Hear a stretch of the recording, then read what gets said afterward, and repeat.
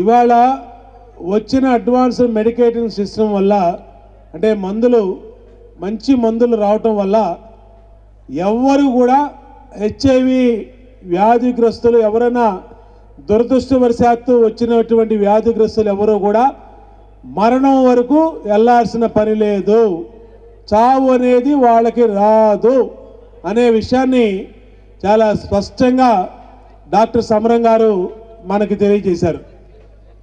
కాబట్టి ఎవరైనా అలాంటి వాళ్ళు ఉంటే అలాంటి వాళ్ళకి చెప్పాలి కూడా. ఎవరైనా మన ఇక్కడికి రాలేకపోయినా మనకు తెలిసిన వాళ్ళు ఊళ్ళలో ఉంటే వాళ్ళకు కూడా చెప్పాలి. ఇవాళ ఈ సమావేశానికి వెళ్ళాం, వరల్డ్ ఎయిడ్స్ డే సందర్భంగా ప్రభుత్వం ఏర్పాటు చేసిన కార్యక్రమానికి వెళ్ళాం. అక్కడ డాక్టర్ సమరం గారు, ఎందుకంటే డాక్టర్ సమరం గారు అంటే తెలియనటువంటి వ్యక్తులు లేరు. ఆయన నోటమ్మట ఉన్న విషయమే వస్తుంది కానీ అవాస్తవాన్ని మాత్రం ఏ డాక్టరు చెప్పడు, ఉన్నది ఉన్నట్టే చెప్తాడు.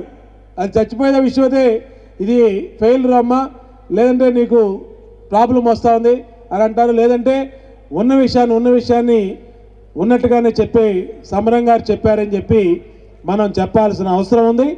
అట్లాగే మన ఇంట్లో భాగస్వామికి ఈ సమస్య వచ్చినప్పుడు, ఈ వ్యాధి వచ్చినప్పుడు తీసుకోవాల్సినటువంటి జాగ్రత్తలు కూడా వారు చెప్పడం జరిగింది. ఇవాళ గవర్నమెంట్ హాస్పిటల్స్లో బ్రహ్మాండమైన మీకు సౌకర్యం నాక్ కానీ ఎపెస్కో కానీ ఇస్తూ ఉంది.